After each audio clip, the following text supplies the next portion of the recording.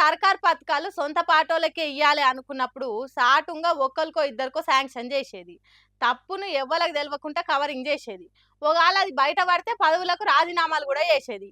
కానీ ఇప్పుడు కాలం మారింది కదా, చేస్తున్న తప్పు సాటుంగా భయం భయంగా కాకుండా బాజాప్తా చేస్తున్నారు. ఇట్లా కార్యకర్తల కోసమే ఎవడేమని అనుకోని కాంగ్రెస్ లో పనిచేయాలి, వాడు ఇల్లు లేనివాడు కావాలి. మన కార్యకర్తలకు ఫస్ట్ మనం ఇల్లు కట్టించుకోవాలి.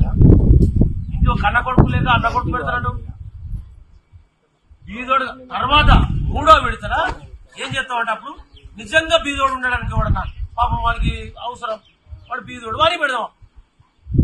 ఇప్పుడు మాత్రం కాంగ్రెస్ పార్టీ కార్యకర్త అయ్యి ఉండాలి, వాడు బీదోడు.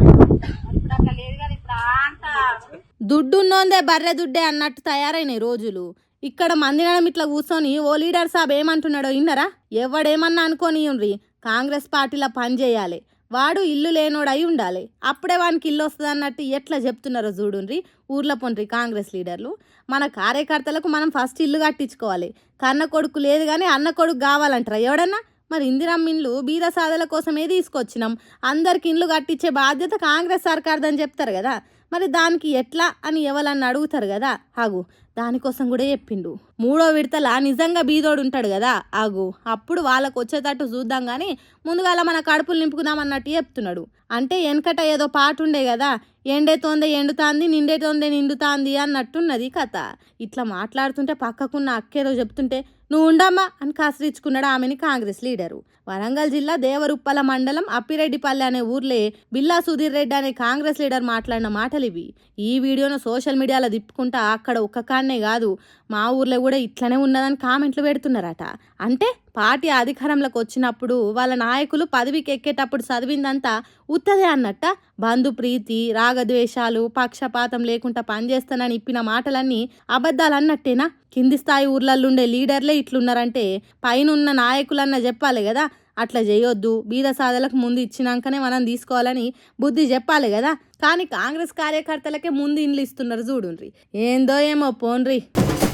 మొన్న అహ్మదాబాద్లో విమానం కూలి ఎంతో మంది జీవిడ్చిరు. ఇప్పటికి కూడా అందరు శవాలు దొరకలే. అగో అంత ఘోరమైంది. అయితే ఎయిర్ ఇండియా విమానం అనేది ఓ మంచి కంపెనీ, ఇన్నొద్దులు లేనిది ఇప్పుడే ఎందుకు ఇట్లా జరుగుతుంది, దీంట్లో ఎవల చెయ్యనుందా అనే గుసగుసలు పెడుతురు పబ్లిక్ అంత. ఇప్పుడు మన దేశంలో టాటా కంపెనీకి ఎంత మంచి పేరున్నది, ఎంత నమ్మకం ఉన్నది అనేది అందరికీ తెలిసేనాయే. ఉత్త పేరు చూసి అలా కంపెనీల పని చేయనీకనో అలా ప్రోడక్ట్స్ కొననీకనో ముంగట్టుకొస్తుంటారు జనాలు. కానీ మొన్న జరిగిన అహ్మదాబాద్ ఎయిర్ ఇండియా విమాన ప్రమాదం తర్వాత ఆ నమ్మకం అంతా వాడిపోయింది అంటుర్రు. ఎయిర్ ఇండియా అనేది ఇప్పుడిప్పుడు పెట్టిన కంపెనీ కాదాయే, ఎన్నో ఏళ్ళ సందు ఉంది. ఎయిర్ ఇండియా అంటే ఒక బ్రాండు, ఒక లెవెల్ మెయింటైన్ చేసే కంపెనీ.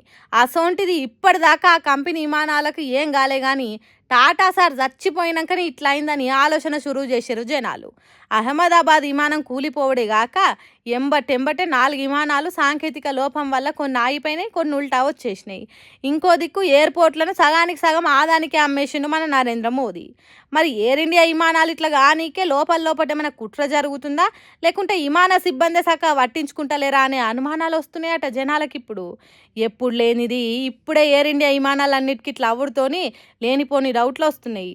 అయితే ఇంకో దిక్కు ఎవరెన్ని మొత్తుకున్నా ఎయిర్ ఇండియా మాత్రం అవన్నీ పట్టించుకోకుండా విమానం టేకాఫ్ అయ్యే ముంగట విమానంలో ఏమన్నా లోపాలు ఉన్నాయా అని పూసగుచ్చినట్టు చూసి ఏదన్నా చిన్న లోపం ఉన్నా ఎంబటి దాన్ని ఆపేస్తుర్రు.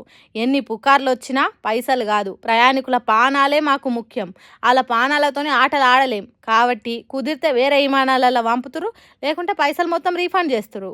ఇక ఇట్లా ముందే లోపాన్ని గుర్తించి చర్యలు తీసుకుంటున్న ఎయిర్ ఇండియాను చాలా మంది మెచ్చుకుంటుర్రు. మరి అంతే కదా, కింద భూమి మీద ఉన్నప్పుడు అన్ని చక్కగా ఉన్నాయో లేదో చూసుకోవాలి. గాల్లెకి ఎగిరినాక దేవుని దండం పెడితే మొన్నట్లెక్కనే ఆగమవుతుంది. మరి ఈ విమానంలో లోపాలు కావాలని చేస్తున్నాయా లేకుంటే నిజంగానే అవుతున్నాయా అనేది ఓ ఎంక్వైరీ చేసి బయట పెట్టాలి. అప్పుడు నిందల పాలు కాదు టాటా కంపెనీ అని మాట్లాడుతుర్రు నిత్య ఫ్లైట్లలోనే జర్నీ చేసేటోళ్ళు.